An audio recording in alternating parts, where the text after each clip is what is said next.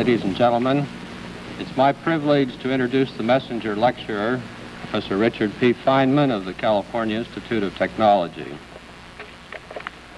Professor Feynman is a distinguished theoretical physicist, and he's done much to bring order out of the confusion which has marked much of the spectacular development in physics during the post-war period. Among his honors and awards, I will mention only the Albert Einstein Award in 1954. This is an award which is made every third year and which includes a gold medal and a substantial sum of money. Professor Feynman did his undergraduate work at MIT and his graduate work at Princeton. He worked on the Manhattan Project at Princeton and later at Los Alamos.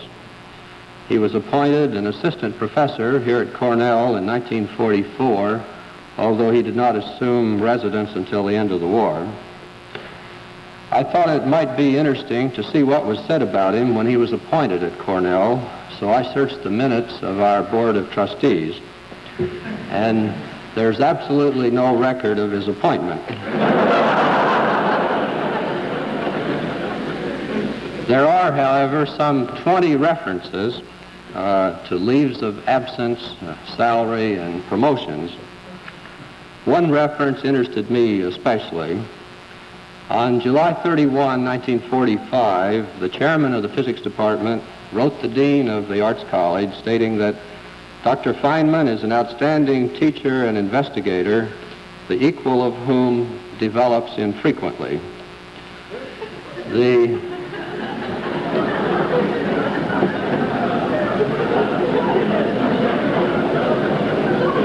chairman suggested that an annual salary of $3,000 was a bit too low for a distinguished faculty member and recommended that Professor Feynman's salary be increased $900.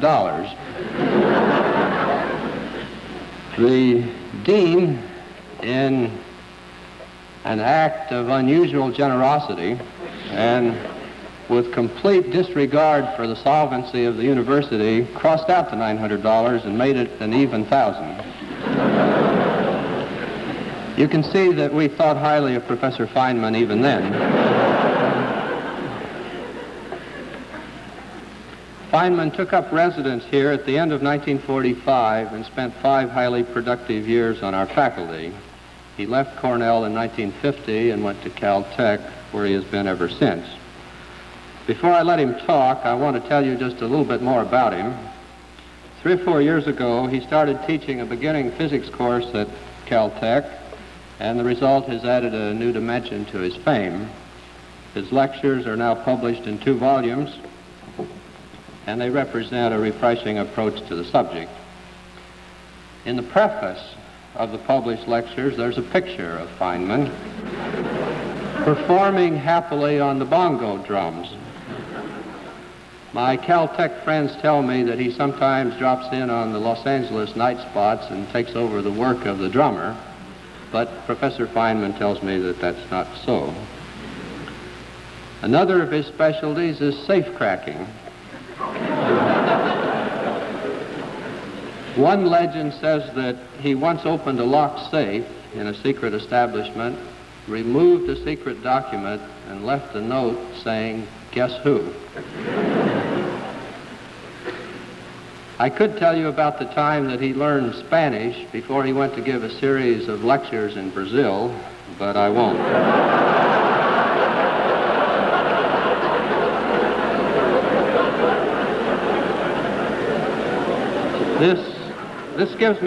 This gives you enough background, I think, so let me say that I'm delighted to welcome Professor Feynman back to Cornell. His general topic is the nature of physical law, and his topic for tonight is the law of gravitation, an example of physical law. Professor Feynman.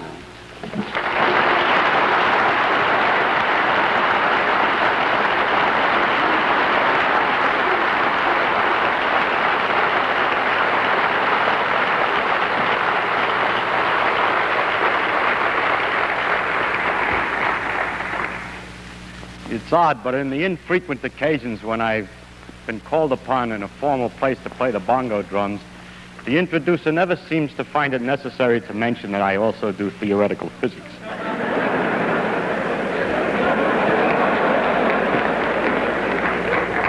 I believe that's probably that we respect the arts more than the sciences. The artists of the Renaissance said that man's main concern should be for man.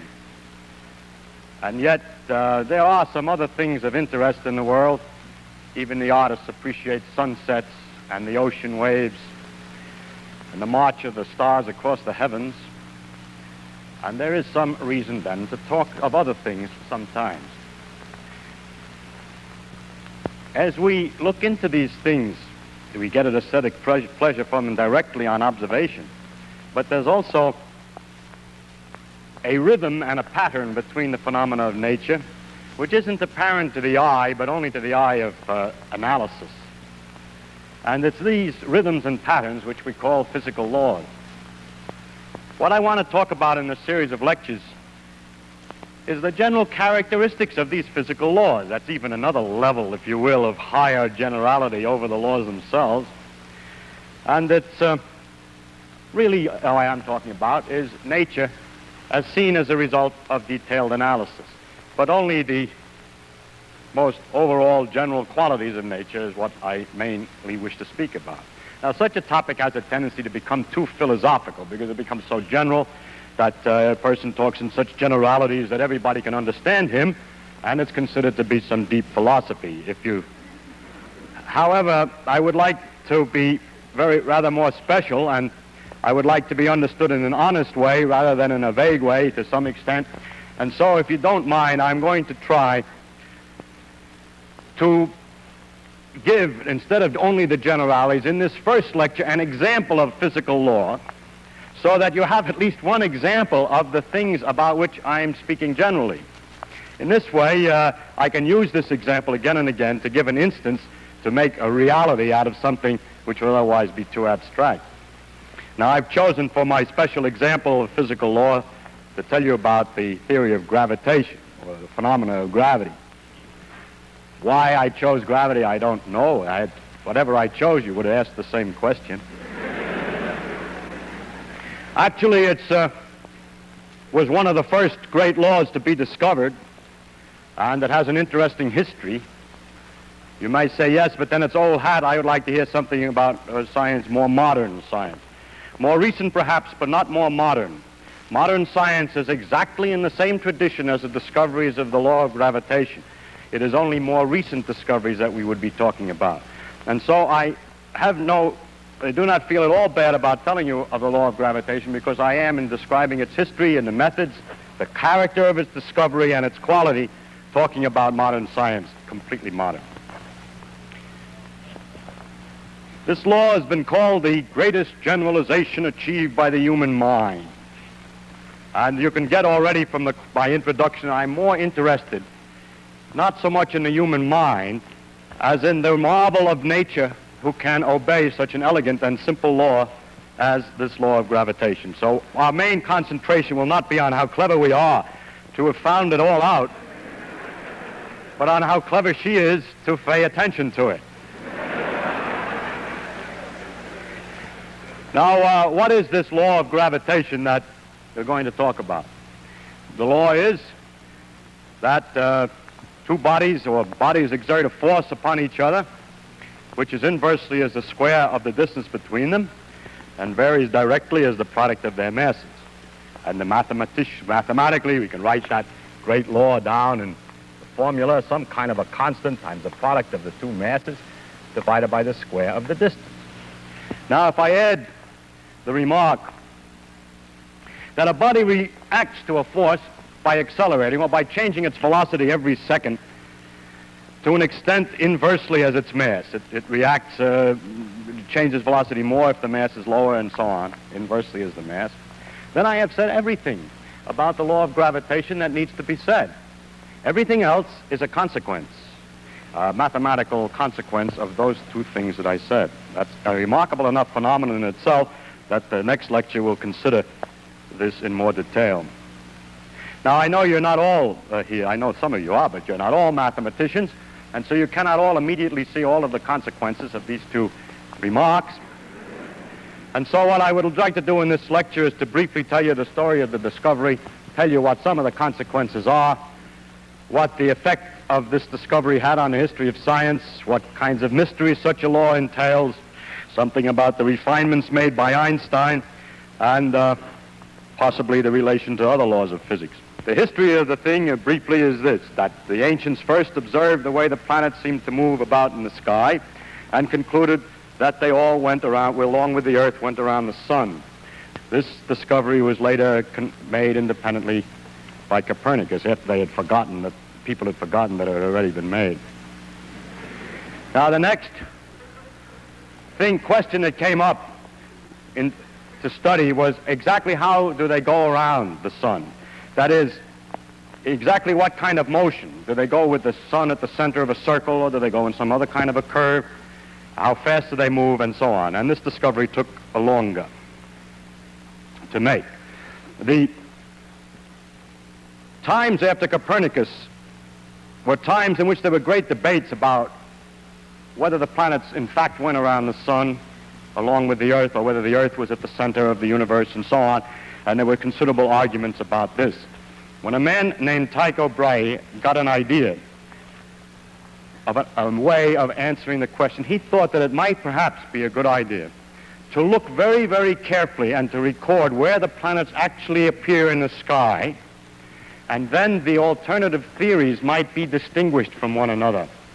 This is the key of modern science and is the beginning of the true understanding of nature, this idea that to look at the thing, to record the details, and to hope that in the information thus obtained may lie a clue to one or another of a possible theoretical interpretations.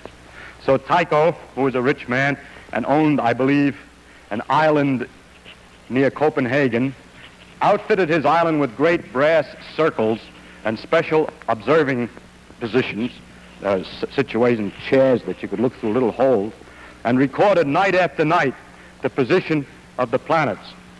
It's only through such hard work that we can find out anything. When all these data were collected, they came into the hands of Kepler, who then tried to analyze what kinds of motions the planets made around the sun. And he did this by a method of trial and error. At one stage he thought he had it. He figured out that they went around the sun in circles with the sun off center, and noticed that one planet, I think it was Mars, but I don't know, was 8 minutes of arc off, and he decided that this was too big for Tycho Brahe to have made an error, and that this was not the right answer. So because of the precision of experiments, he was able to proceed and to go on to another trial, and found, in fact, ultimately this.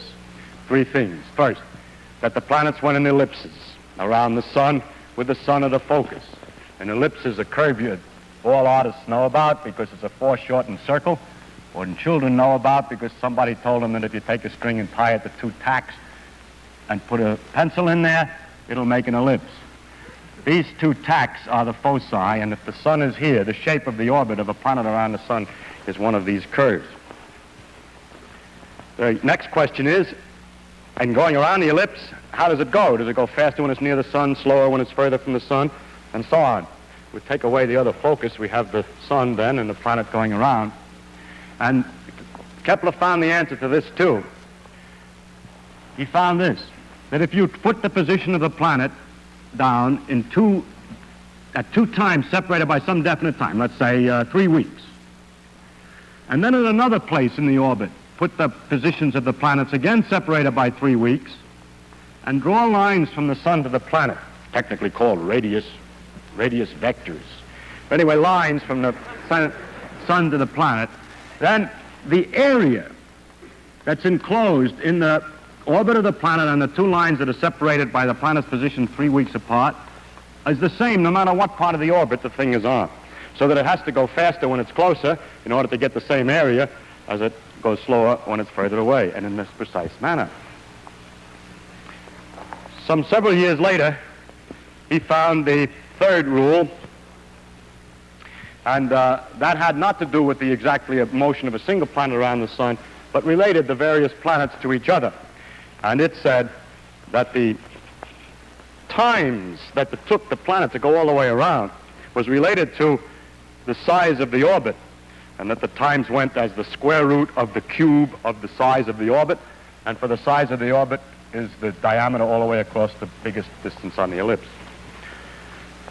So he has these three laws, which are summarized by saying it's an ellipse, and that equal areas are swept in equal times, and that the time to go around varies as a 3/2 power of the size, the square root of the cube of the size.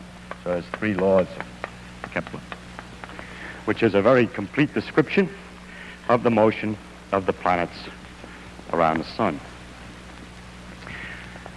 The next question was, what makes them go around?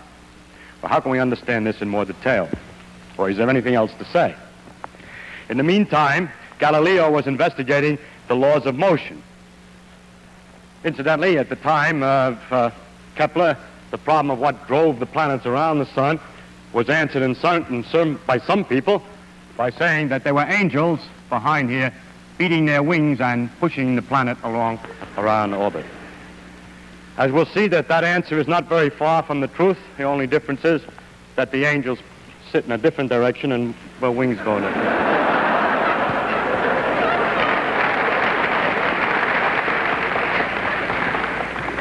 But the point that the angels sit in a different direction is the one that I must now come to. Galileo, in studying the laws of motion and doing a number of experiments to see how balls roll down inclined planes and pendulums swung and so on, discovered an idealization, a great principle called the principle of inertia, which is this: that if a thing has nothing acting on it, if an object has nothing acting on it and is going along at a certain velocity in a straight line, it will go at the same velocity at exactly the same straight line forever.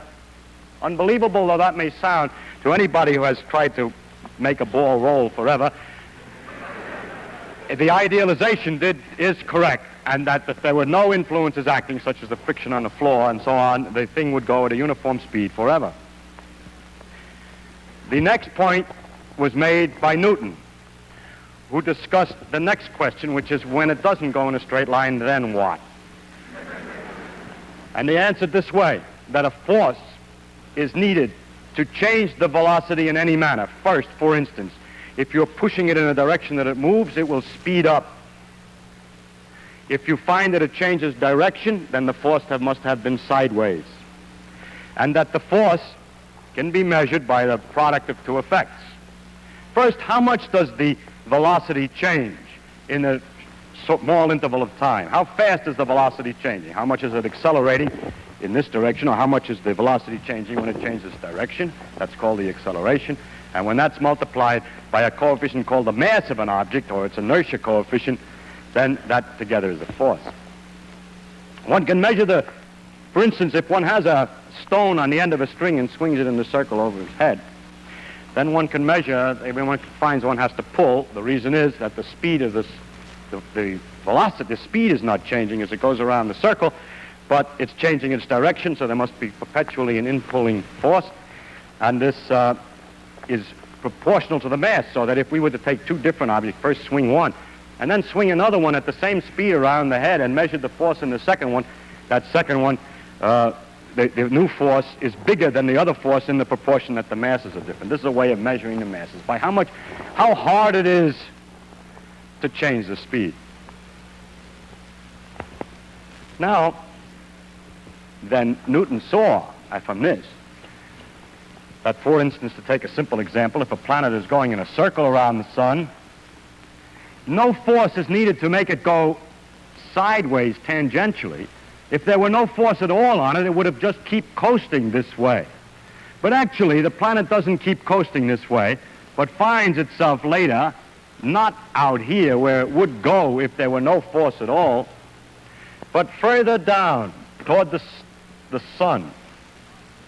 In other words, its velocity, its motion, has been deflected toward the sun. So what the angels have to do is to beat their wings in toward the sun all the time, that the motion to keep it going in a straight line has no known reason. The reason why things coast forever has never been found out. the law of inertia is no known origin. So the angels don't exist, but the continuation of the motion does. But in order to obtain the falling operation, we do need a force. So it became apparent that the origin of that the force was toward the sun. As a matter of fact, Newton was able to demonstrate that the statement that equal areas are swept in equal times was a direct consequence of the simple idea that all of the changes in velocity are directed exactly to the sun, even in the elliptical case.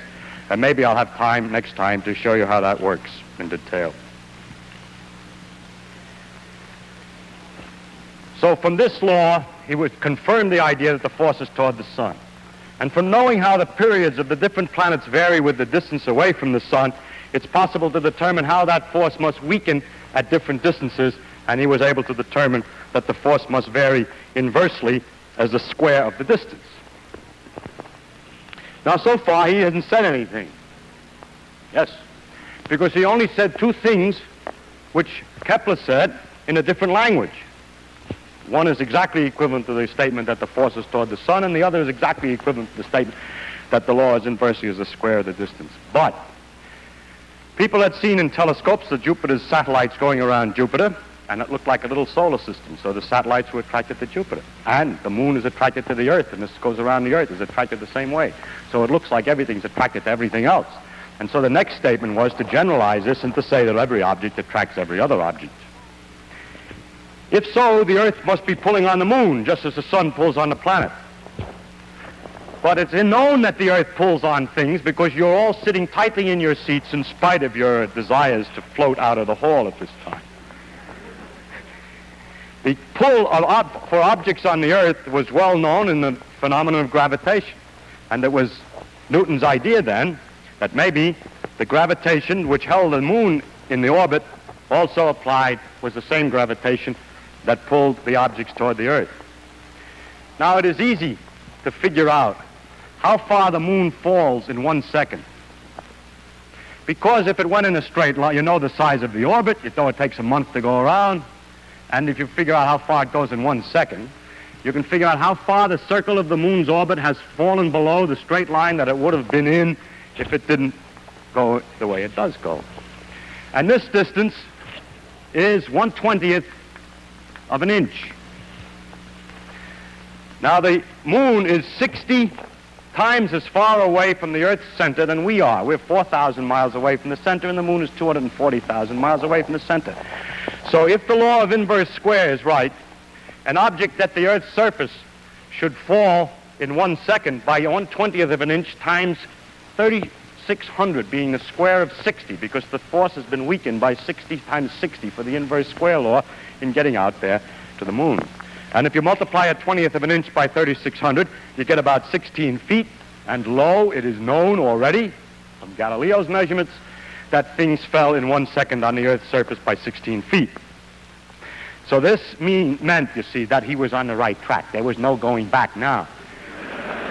Because a new fact that was completely independent previously, which is the period of the moon's orbit and its distance from the Earth, was connected to another fact, which is how long it takes something to fall in 1 second.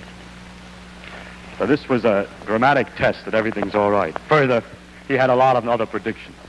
He was able to calculate what the shape of the orbit should be if the law were the inverse square, and found indeed that it was an ellipse. So he got 3 for 2, as it were.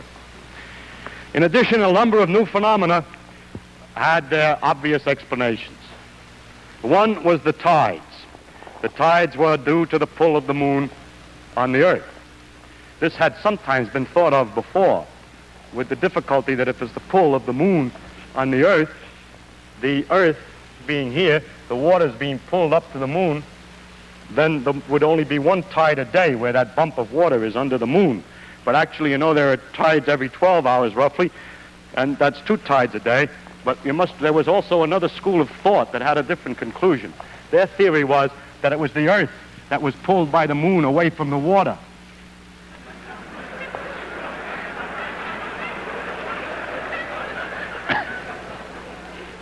So actually, Newton was the first one to realize what actually was going on, that the force of the moon on the Earth and on the water is the same at the same distance and that the water here is closer to the moon, and the water here is further from the moon than the Earth, than the rigid Earth, so that the water is pulled more toward the moon here, and here is less toward the moon than the Earth, so that it's a combination of those two pictures that makes a double tide. Actually, the Earth does the same trick as the moon. It goes around a circle, really. I mean, the force of the moon on the Earth is balanced, but by what? By the fact that just like the moon goes in a circle to balance the Earth's force, the Earth is also going in a circle. Actually, the center of the circle is somewhere inside the Earth. It's also going in a circle to balance the moon. So the two of them go around a common center here. And if you wish, this water is thrown off by centrifugal force more than the Earth is, and this water is attracted more than the average of the Earth. At any rate, the tides were then explained in the fact that there were 2 a day. A lot of other things became quite clear. Why the Earth is round, because everything gets pulled in. And why it isn't round, because it's spinning so that the outside gets thrown out a little bit and it balances. And why the sun and moon are round, and so on. Now, as the science developed and measurements were made ever more accurately, the tests of Newton's law became much more stringent. And the first careful tests involved the moons of Jupiter. By careful observations of the way they went around over a long period of time, one could be very careful to check that everything was according to Newton. And turned out not to be the case. The moons of Jupiter appeared to be first get sometimes to 8 minutes ahead of time and sometimes 8 minutes behind schedule, where schedule is the calculated values according to Newton's laws. It was noticed that they were ahead of schedule when they were close, when Jupiter was close to the Earth, and behind schedule when it was far away, a rather odd circumstance.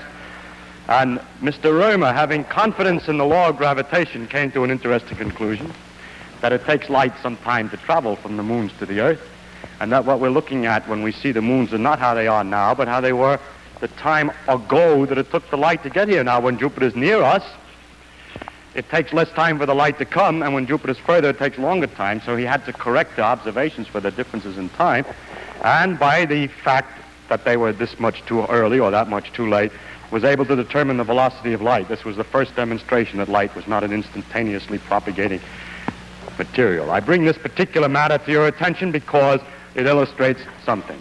That when a law is right, it can be used to find another one. That by having confidence in this law, if something is the matter, it suggests perhaps some other phenomenon. And if we had not known the law of gravitation, we would have taken much longer to find the speed of light, because we would not have known what to expect of Jupiter's satellites.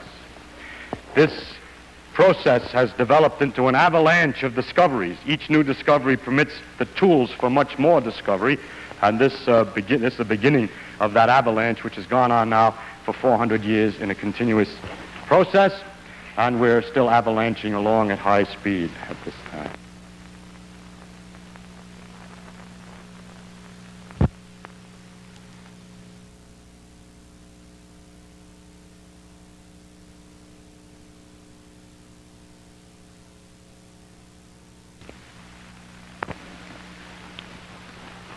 Another problem came up.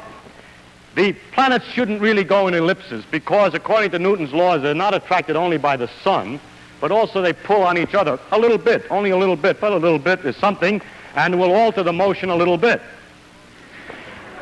So Jupiter, Saturn, and Uranus were big planets that were known, and the calculations were made as to how slightly different than the perfect ellipses of Kepler the planets ought to be going, Jupiter, Saturn, and Uranus, by the pull of one on each other. And when they were finished, the calculations, and the observations, it was noticed that Jupiter and Saturn went according to the calculations, but that Uranus was doing something funny. Another opportunity for Newton's laws to be found wanting, but courage. Two men, both who made these calculations, Adams and Leverrier, independently and at almost exactly the same time, proposed that the motions of Uranus were due to an unseen as yet new planet. And they wrote letters to their respective observatories telling them to look. Turn your telescope and look there and you'll find a planet. How absurd, said one of the observatories, that some guy sitting with pieces of paper and pencils can tell us where we'd look to find something new planet. And the other observatory was more, the administration was different. And they found the Neptune. More recently, in the beginning of the 20th century, it became apparent that the motion of the planet Mercury was not exactly right. And this caused a lot of trouble and had no explanation until a modification of Newton's. This did show ultimately that Newton's laws were slightly off and that they had to be modified. I will not discuss the modification in detail. It was made by Einstein. Now the question is, how far does this law extend? Does it extend outside the solar system? And so I show on the first slide evidence that the law of gravitation is on a wider scale than just the solar system. Here is a series of 3 pictures of a so-called double star.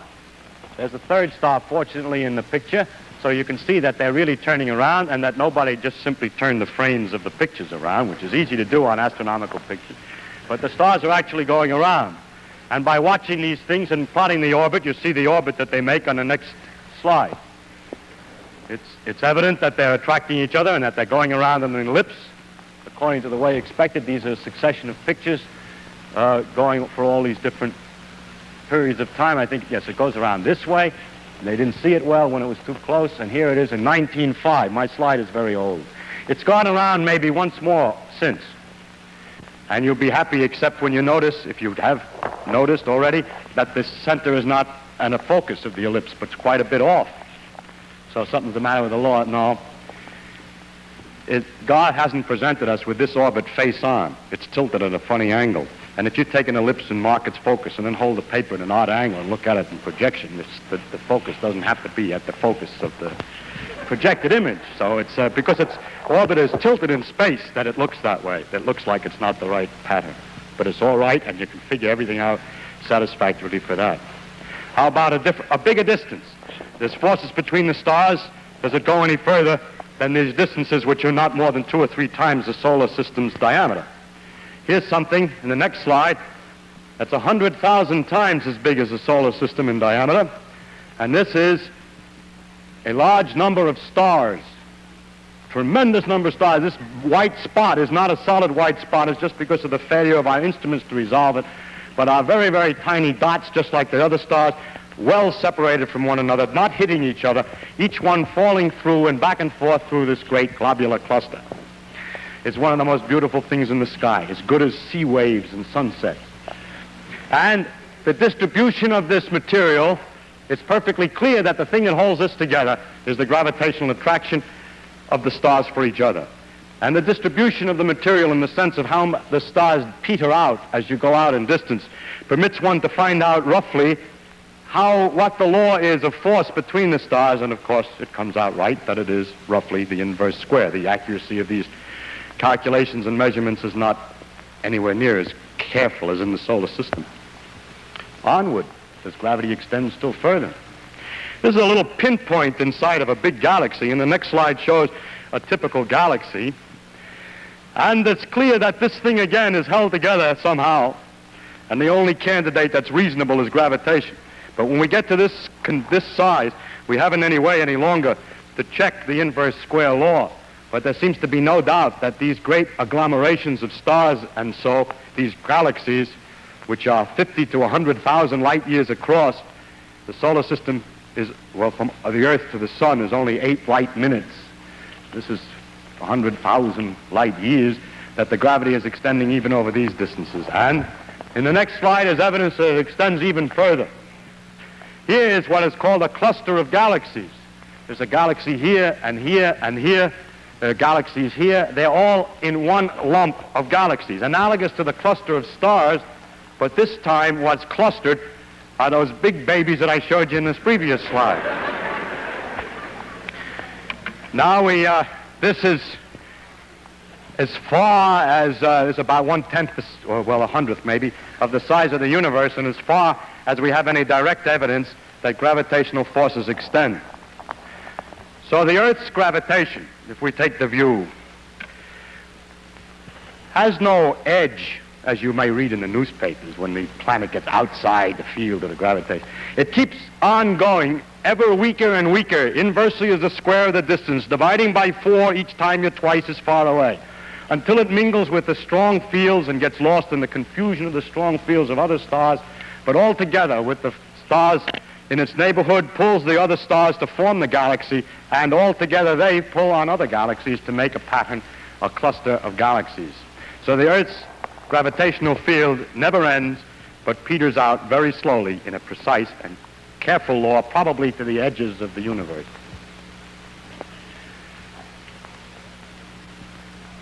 The law of gravitation is different than many of the other, well, is very important in the economy or in the machinery of the universe. There are many places where gravity has its practical applications as far as the universe is concerned. But atypically, among all the other laws of physics, gravitation has relatively few practical applications. I mean, the new knowledge of the law, it has a lot of applications. It keeps people in their seats and so on. But it has the knowledge of the law has few practical applications, relatively speaking, compared to the other laws. This is one case in which I picked an atypical example. It is impossible, by the way, by picking one example of anything, to avoid picking one which is atypical in some sense. That's the wonder of the world. The only applications I could think of were first in some geophysical prospecting, in predicting the tides, nowadays, more modernly, in working out the motions of the satellites and planet probes and so on that we send up, and also modernly to calculate the predictions of the planet's position, which have great utility for astrologers to publish their predictions and horoscopes in the magazines. That's the strange world we live in, that all the advances in understanding are used only to continue the nonsense which has existed for 2,000 years. Now, that shows that gravitation extends to the great distances, but Newton said that everything attracted everything else. Do I attract you? Do I attract you? I was going to say, excuse me, do I attract you physically? I didn't mean that. What I mean is, is it really true that two things attract each other? Can we make a direct test and not just wait for the planets and look at the planets to see if they attract each other? And this experiment, the direct test, was made by Cavendish on equipment which you see indicated on the next slide. If I got my slides right. Well, I made a mistake. I was talking about the importance of the gravitation. I was overwhelmed by my clever remark about astrologers and forgot to mention the important places where gravitation does have some real effect in the behavior of the universe. And one of the interesting ones is the formation of new stars. In this picture, which is a gaseous nebula inside our own galaxy, and there's not a lot of stars, but it's gas, there are places where the gas has been compressed or attracted to itself here. It starts perhaps by some kind of shock waves to get collected, but the remainder of the phenomenon is that gravitation pulls the cloud of gas closer and closer together. So big mobs of gas and dust collect and form balls, which as they fall still further, the heat generated by the falling lights them up and they become stars. And we have in the next slide some evidence of the creation of new stars. It is unfortunately harder to see than I thought it was when I looked at it before. But this is not exactly the same as this. This bump here is further out than here, and that this also has a new dot here. I have found better examples, but we're unable to produce a slide. There is one example of a star patch, a light that grew in a place within 200 days. So that when it was in the same kind of a condition of a gas cloud, when the gas collects too much together by gravitation, stars are born. And this is the beginning of new stars. So the stars belch out dirt and gases when they explode sometimes, and the dirt and gases then collect back again and make new stars. Sounds like perpetual motion. I now turn to the subject I meant to introduce, which was the experiments on the small scale to see whether things really attract each other. And I hope now that the next slide does indicate, this is the second try, Cavendish's experiment. The idea was to hang by a very, very fine quartz fiber a rod with two balls. and then put two large lead balls in the positions indicated here next to it on the side. Then, because of the attraction of the balls, there would be a slight twist of the fiber. It had to be done so delicately because the gravitational force between ordinary things is very, very tiny indeed. And there it was. And it was possible then to measure the force between these two balls. Cavendish called his experiment weighing the Earth. We're pedantic and careful today. We wouldn't let our students say that. We would have to say they're measuring the mass of the Earth. You know? But the reason he said that is the following. By a direct experiment, he was able to measure the force and the two masses and the distance and thus determine the gravitational constant. You say, yes, but we have the same situation on the Earth. We know what the pull is, and we know what the mass of the object pulled is, and we know how far away we are, but we don't know either the mass of the Earth or the constant, but only the combination. So by measuring the constant and knowing the facts about the pull of the Earth, the mass of the Earth could be determined. So indirectly, this experiment was the first determination of how heavy or how massive is the ball on which we stand. It's a kind of an amazing achievement to find that out, and I think that's why Cavendish named his experiment that way instead of determining the constant in the gravitational equation. Weighing the Earth. He incidentally was weighing the sun and everything else at the same time. Because the pull of the sun is known in the same manner. Now, one other test of the law of gravitation is very interesting, and that is the question as to whether the pull is exactly proportional to the mass. If the pull is exactly proportional to the mass and the reaction to forces, the motions induced by forces, the changes in velocity, are inversely proportional to the mass, that means that two objects of different mass will change their velocity in the same manner in a gravitational field. Or two different things, no matter what their mass, in a vacuum, will fall the same way toward the Earth. And that's Galileo's old experiment from the Leaning Tower. I took my young son of 2.5 to the Leaning Tower of Pisa, and now every time a guest comes, he says, Leaning Tower.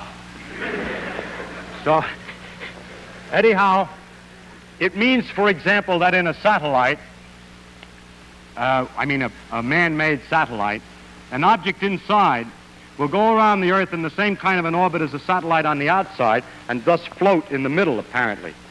So that this fact that the force is exactly proportional to the mass and that the reactions are inversely proportional to the mass has this very interesting consequence. The question is, how accurate is it? And it has been measured by an experiment by a man named Ertvos in 1909, and very much more recently and more accurately by Dickey, and it is known that 1 part in 10,000 million, the mass is exactly proportional. The forces are exactly proportional to the mass. How it's possible to measure with that accuracy, I wish I had the time to explain, but I'm afraid I cannot. It's remarkably clever. I'll give a hint, Howard. I'll give one hint there. Suppose that you wanted to measure whether it's true for the pull of the sun. You know, the sun is pulling us all. It pulls the Earth, too. But suppose you wanted to know whether you had a piece of lead here and a piece of copper here, or polyethylene and lead. It was first done with sandalwood. Now it's done with polyethylene. Whether the pull is exactly proportional to the inertia. The Earth is going around the sun, so these things are thrown out by inertia, and they're thrown out to the extent that these two objects have inertia. But they're attracted to the sun to the extent that they have mass in the attraction law. So if they're attracted to the sun in a different proportion than they're thrown out by inertia, one will be pulled toward the sun and the other away. And so hanging on another one of those Cavendish quartz fibers, the thing will twist toward the sun. It doesn't twist to this accuracy, so we know that the sun's attraction for these two objects is exactly proportional to their centrifugal effect, which is inertia. So the force of attraction on an object is exactly proportional to its coefficient of inertia. In other words, its mass. I should say something about the relation of gravitation to other forces, to other parts of nature, other phenomena in nature, and I'll have more to say of a general quality later. But there is one thing that's particularly interesting, and that is that the inverse square law appears again. It appears in the electrical laws, for instance. that electricity also exerts forces inversely as the square of the distance, this time between charges. And one thinks perhaps inverse square of the distance has some deep significance. Maybe gravity and electricity are different aspects of the same thing. No one has ever succeeded in making gravity and electricity different aspects of the same thing. Today, our theories of physics, the laws of physics, are a multitude of different parts and pieces that don't fit together very well. We don't understand the one exactly in terms of the other. We don't have one structure from which all is deduced. We have several pieces that don't quite fit exactly yet. And that's the reason why in these lectures, instead of having the ability to tell you what the law of physics is, I have to talk about the things that are common to the various laws, because we don't understand the connection between them. But what's very strange is that there are certain things that are the same in both. But now let's look again at the law of electricity. The law goes inversely as the square of the distance. But the thing that is remarkable is the tremendous difference in the strength of the electrical and gravitational laws. People who want to make electricity and gravitation out of the same thing will find that electricity is so much more powerful than gravity that it's hard to believe they could both have the same origin. Now, how can I say one thing is more powerful than another? It depends upon how much charge you have and how much mass you have. I'm certainly, you can't talk about how strong gravity is by saying I take a lump of such and such a size, because you chose the size. If we try to get something that nature produces her own pure number that has nothing to do with inches or years or anything to do with our own dimensions, we can do it this way. If we take the fundamental particles, such as an electron, any different ones will give different numbers, but to get an idea of the number, take electrons. 2 electrons, a fundamental particle. It's an object. It's not something I don't have to tell you what units I measure in. It's 2 particles that are fundamental particles. And they repel each other inversely as the square of the distance due to electricity. And they attract each other inversely as the square of the distance due to gravitation. Question: what is the ratio of the gravitational force to the electrical force? And that is illustrated on the next slide. The ratio of the gravitational attraction to the electrical repulsion is given by a number with 42 digits. And goes off here. This is written very carefully out, so that's 42 digits. Now, therein lies a very deep mystery. Where could such a tremendous number come from? That means if you ever had a theory from which both of these things are to come, how could they come in such disproportion? From what equation has a solution which has, for one, 2 kinds of forces, an attraction and a repulsion, with that fantastic ratio? People have looked for such a large ratio in other places. They're looking for a large number. They hope, for example, that there's another large number. And if you want a large number, why not take the diameter of the universe to the diameter of a proton? Amazingly enough, it also is a number with 42 digits. And so an interesting proposal is made that this ratio is the same as the ratio of the size of the universe to the diameter of a proton. But the universe is expanding with time. And that would mean the gravitational constant is changing with time.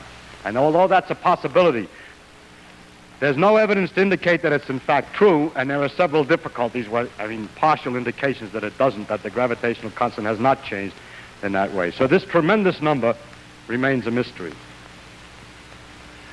I must say, to finish about the theory of gravitation, 2 more things. One is that Einstein had to modify the laws of gravitation in accordance to with his principles of relativity.